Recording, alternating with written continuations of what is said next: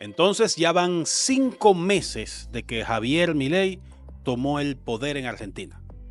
O de que el pueblo argentino echó a patadas a los Kirchner y le dieron el poder a Javier Milei. Cambios en la economía, mejora, empeora, la gente se siente bien, mal. Eso es bastante complicado, así que quédate conmigo hasta el final, que yo te lo voy a explicar.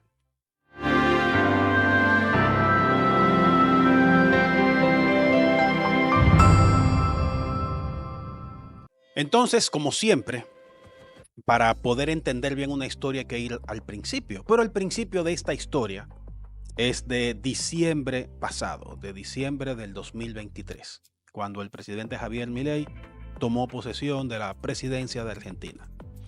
Y para analizar la economía de Argentina, su cambio en estos últimos 5 meses, tengo al economista Eriden Estrella, quien me ayudará con el análisis de todos estos datos que yo no manejo a fondo, pero que él sí conoce en su totalidad.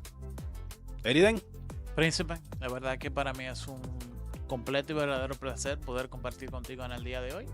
Y vamos a hacer nuestro mejor esfuerzo. Muchísimas gracias por venir conmigo, Eriden. Eriden, desde el punto de vista de un curioso, como es el caso mío, lo que yo he notado es que un economista liberal gana la presidencia en un país en la ruina, pero que es un país de enorme potencial. Uno de los países más influyentes de América Latina. Yo recuerdo de cuando yo era un niño que había mucha programación de la que nos llegaba a la televisión dominicana, que era de Argentina.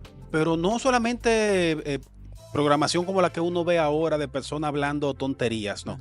Yo recuerdo de programas muy bien elaborados, sí, muy bien elaborados, claro, con disfraces y escenografía y un montón de cosas que requerían no solamente de conocimiento, sino de grandes presupuestos.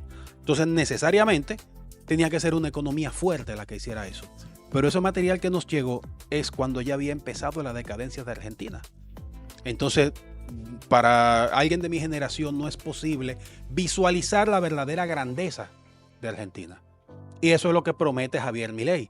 Entonces, ahora en estos últimos 5 meses, dando una ojeada minuciosa a los sucesos, yo quiero hacerte 2 preguntas para que me las respondas como economista.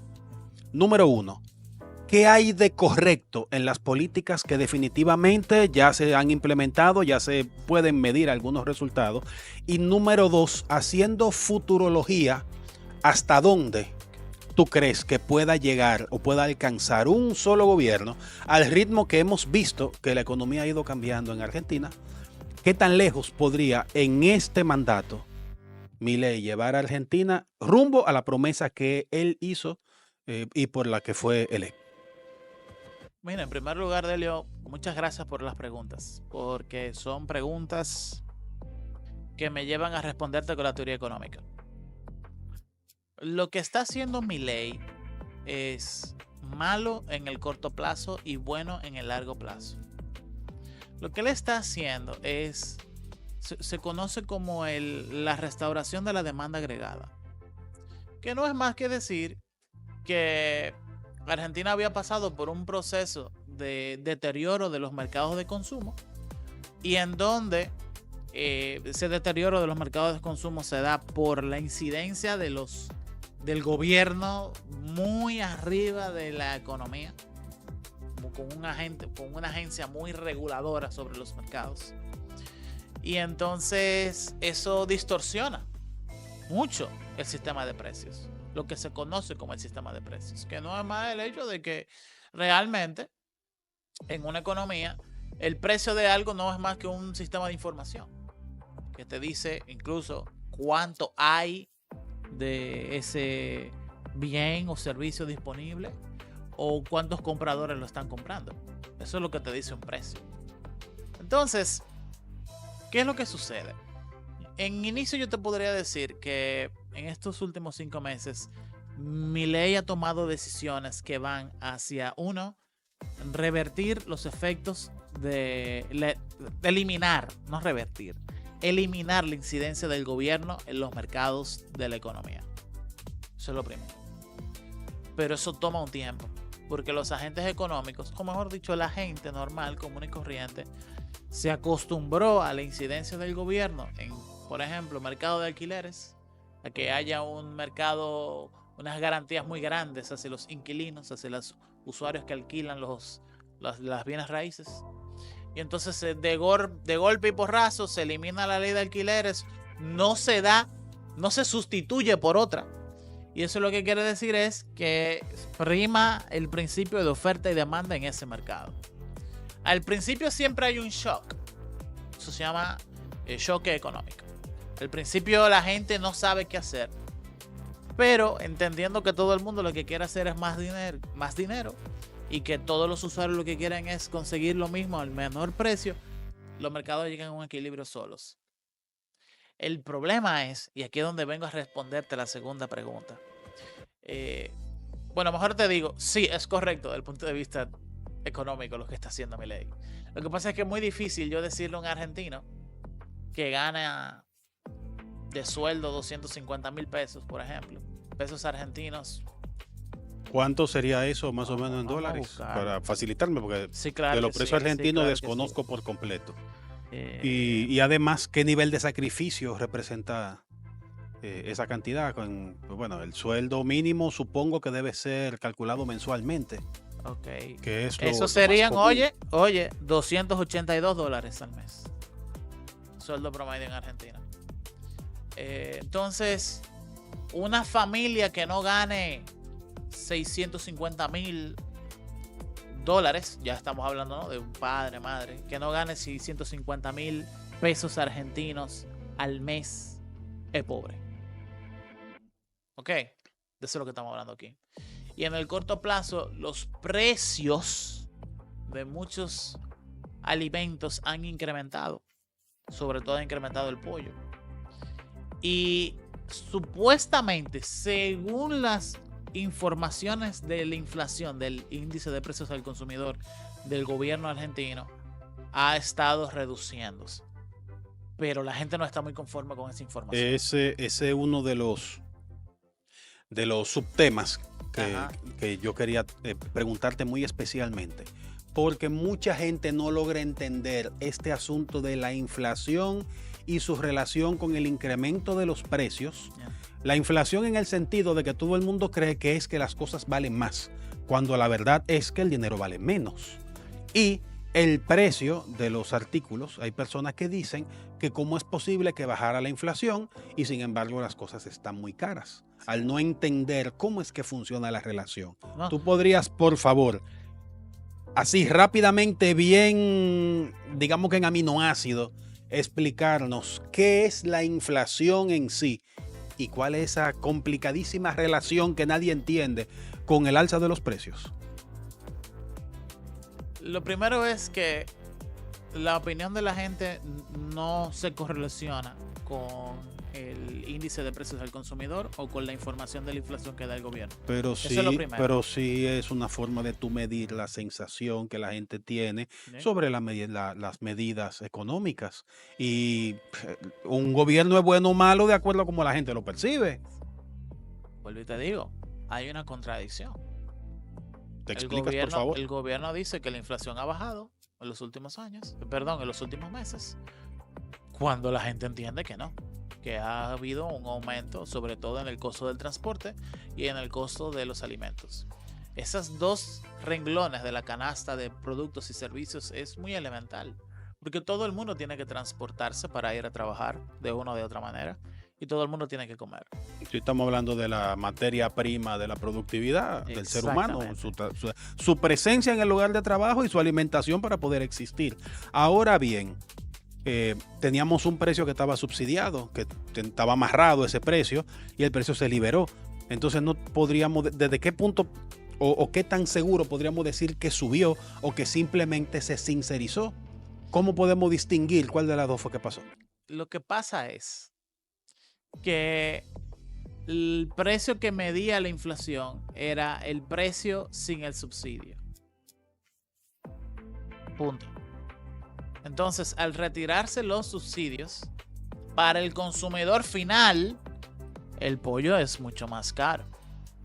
Aunque para la medición del gobierno, que el gobierno lo estaba midiendo sin el subsidio en sí mismo. No estaba midiendo a cómo le llegaba a la gente. Pues esto me lleva a la primera pregunta.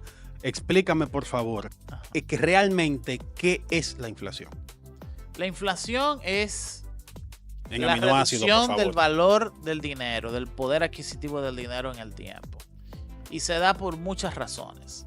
Pero yo creo que para que nos entendamos todos en términos sencillos, no es más el hecho de que los productores de productos y servicios suban los precios hasta ver hasta qué punto los consumidores compran el producto sin reducirle la cantidad del producto que vende la empresa. ¿Se entiende? No me dejaste en el aire. Ok. Supongamos que yo tengo guineos en una esquina. Déjame decirte que la inflación desde esa perspectiva tan micro no es el aumento generalizado de los precios de los productos y los servicios. No, es el precio del guineo. Entonces, tú que eres un vendedor de guineos en una esquina, tú dices, Juan, tú tienes todos los incentivos de poder de vender el guineo no a $1. Si por ti tú lo vendes en $1.000.000, pero tú no puedes vender un guineo en $1.000.000. Nadie lo va a querer comprar. Entonces, tú lo que vas a hacer es un tanteo. Bueno, tú te paras ahí 8 horas al día, por lo menos. Tú tienes una serie de costos en donde tú tienes que ir a comprar los guineos que tú vendes, porque nadie siembra los guineos que vende en una esquina. Tú le sacas transporte, tú colocas tu propia rentabilidad ahí. Entonces tú dices, déjame ver cómo yo puedo incrementar el precio por unidad de los guineos míos al punto en el que yo sigo vendiendo la misma cantidad que tengo, pero estoy maximizando mis ingresos por cada uno de los guineos que vendo. Entonces la gente ve, bueno, yo déjame ver si lo subo a $5 cada uno, y la gente ve si lo vende. Y llega un punto en el que si lo subió demasiado y tiene 1 o 2 días que no lo vende, que no vende sus guineos, los guineos se le van a podrir. Entonces él va a agarrar en un punto y los va a vender en $2 cada uno, en $1 cada uno, lo que sea necesario para que se mueva esa mercancía de ahí. Lo que estoy tratando de explicarte es cómo es la inflación desde el punto de vista del punto de venta. Donde la gente lo siente. Y eso sucede en todos los productos y servicios. Con el café, con el arroz, con el pollo, con lo que sea. Los productores suben a un precio y ven si a ese precio alto para ellos se le mueve la mercancía. Y en el punto en el que no se le mueve, bajan los precios. Bueno, pues lo que ha estado pasando no es necesariamente eso. Las personas, los productores, vendían un guineo, por ejemplo, en $2, para poner un número. Usar un número, sí. Sí. Y entonces, antes de venderlo en $2, venía el gobierno y me dice, yo voy a subsidiar $1 de cada guineo que tú vendes. Pero el precio real son $2. Ok. Sí, Sin embargo, si el gobierno lo subsidia, claro, el público lo está pagando de todos modos. De hecho, ese dólar de subsidio lo están pagando incluso personas que no están consumiendo el guineo. No, pero es que al final los subsidios llegaban al precio final de la gente. Venía el gobierno y me decía, me daba dinero a mí como vendedor de guineos. De todo lo que tú tienes acá, yo te voy a subsidiar el 50% del precio de la gente. Y yo recibía ese dinero y yo bajaba el precio a $1. Pero ya yo estaba recibiendo un ingreso por parte del gobierno. Eso pasaba con el pan y pasaba con la carne. Ok. Sí. Entonces, lo que ha sucedido es que ha desaparecido la incidencia del subsidio del gobierno en el mercado de guineos. Ya no hay quien le subsidie al consumidor ese $1 que le daba el gobierno al productor. Pero el precio del guineo siempre fue $2. Entonces, en los últimos meses, una persona acostumbrada a comprar guineo todos los días, que lo compraba a $1, pero compraba $1, pero el precio real era de $2. Al desaparecer el subsidio de guineos del gobierno, ha tenido el consumidor que venir a comprarlo al precio real. Entonces la percepción es una sincerización, entonces. Es una especie de sincerización, sí, pero ¿cómo tú le explicas a la gente que antes compraba 10 guineos a $1 cada uno, eso le costaba $10, y ahora comprar los 10 guineos le cuesta $20? Es ahí donde está el tema. Incluso la realidad es que comprar 10 guineos no cuesta $20, sino que comprar 10 guineos cuesta $18. En términos reales. Ahora sí me confundí. Ya. Sí.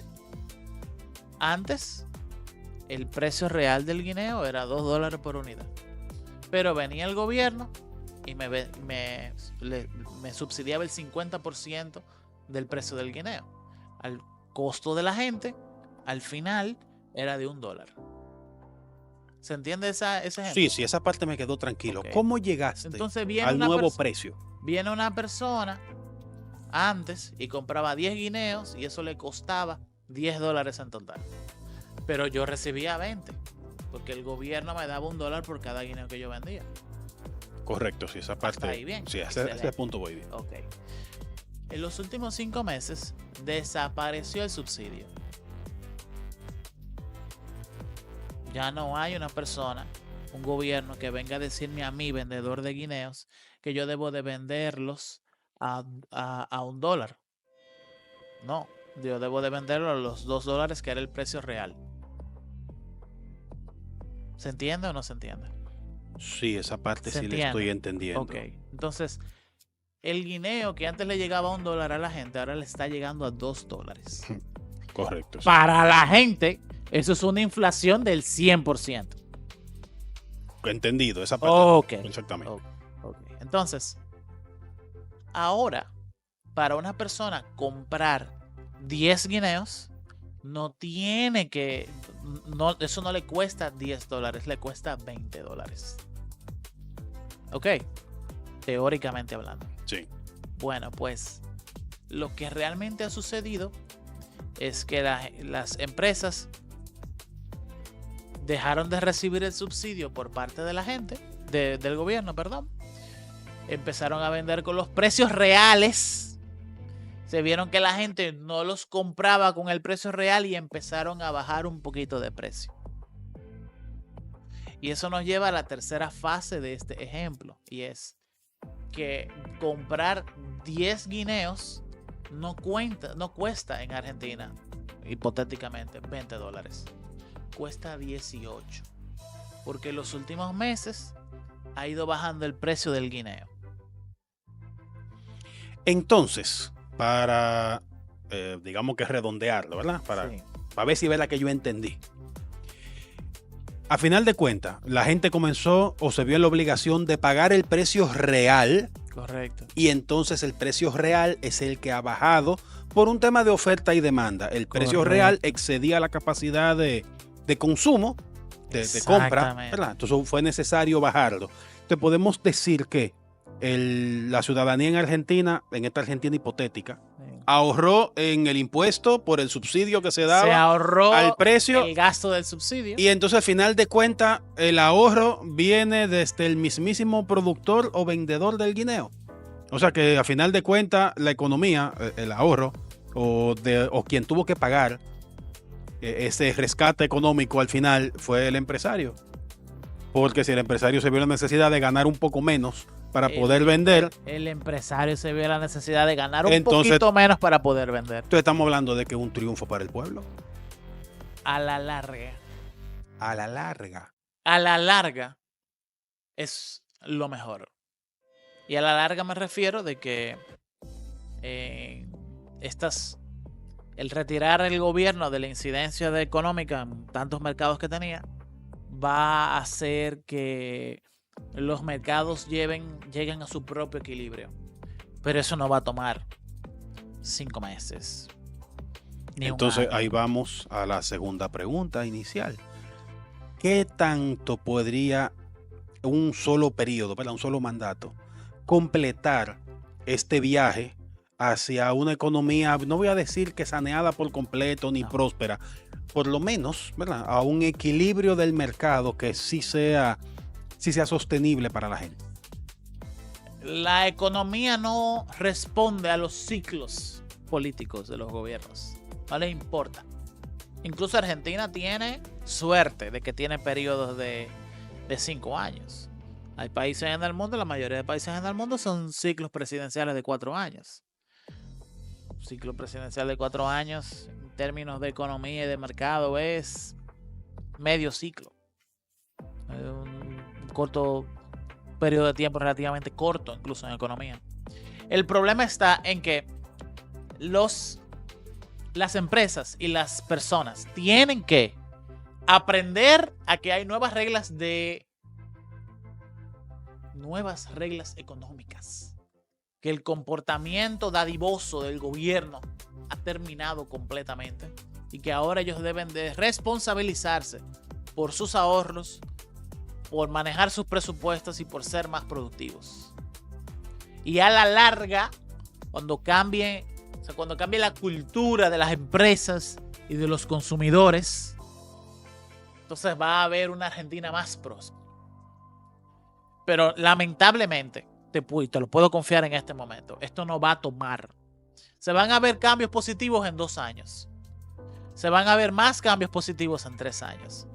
Pero 25 años de altísimo intervencionismo económico gubernamental, creo que va a tomar un periodo un poco más largo de 5 años. Yo te diría que 6 o 7 años. Tomando en cuenta el periodo, el tiempo promedio que le ha tomado a otras economías latinoamericanas que tenían un gobierno muy de izquierda, muy de intervención en los mercados, recuperarse. Por ejemplo, Chile en los años 60. Chile pasó por un proceso serio de economía de choque, en donde el golpe de Estado fue 11 de septiembre del 63. Bueno, venimos a ver cosas nuevas y buenas en Chile entre 1969 y 1971, incluso me atrevo a decir. Y entonces Chile tuvo una economía pujante. 73, 80s, 90s. Así sí. Ahora, lamentablemente, por su extensión, Argentina supone una recuperación entonces más rápida por su diversidad de territorios y su capacidad productiva. No. Porque que no hay capacidad productiva, no es eso. Es que yo no cuento un quicherismo. No, yo veo a Argentina en crisis desde que yo tengo uso de razón. Incluso te digo una cosa. La teoría económica se aplica a todos los países del mundo. Menos a 2. ¿Cuáles Japón. son? Lo de Japón no hay forma de explicarlo. Podemos hacer un episodio de eso. Y Argentina. Argentina es uno de los... Bueno, Argentina es el único país del mundo donde tú puedes ver involución económica. Si lo analizas en los grandes ciclos. No, pero en ese sentido tendríamos que incluir a Venezuela también. Un país construido sobre una cisterna de petróleo que tiene escasez de gasolina. Lo que pasa es que lo de Argentina se entiende por el... Y algunos me van a matar por esto. Perdón, no te me metes miedo, ya es demasiado tarde. Lo que pasa es que tengo profesores. He tenido profesores muy de el socialismo del siglo XXI. Y el tema es que el atraso de Venezuela se explica perfectamente por la incidencia de las políticas por las políticas socialistas en la forma de manejar el sector productivo venezolano. Se explica perfectamente. Lo de Argentina no se explica.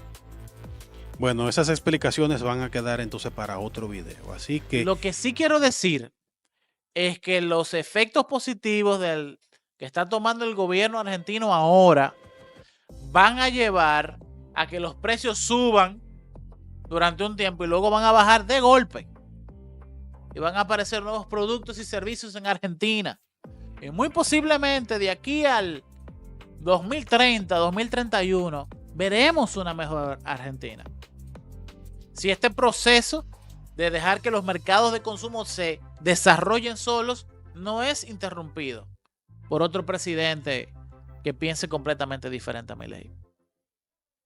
Bueno, pues antes de agradecerte la participación, quiero que te comprometas conmigo a que tratemos en 5 meses más, 6 meses, el tema de Argentina de nuevo, para pasarles revista cómo anda y hacer un poco más de futurología. Debo señalar, y en este caso de anticipo, ¿verdad?, felicitar a los argentinos de haber conseguido un presidente con un modelo económico que, según una estrella como Eriden, entiende que 6 años, 7, digamos que 8, menos de 10, pueden recuperar su economía hasta el punto sostenible, al equilibrio, a lo que sí puede vivirse. Eriden, muchísimas gracias. Muchas gracias a ti, Delio, por la consideración. Y gracias a ustedes por haber estado hasta el final. Recuerden poner su comentario, suscríbanse si no estás suscrito, y vamos a ser sinceros, si llegaste hasta este punto fue que te gustó, así que suscríbete, no te resistas. Y el comentario, si es negativo, mejor todavía. A mí me encanta cuando la gente discute conmigo. Pásenla bien.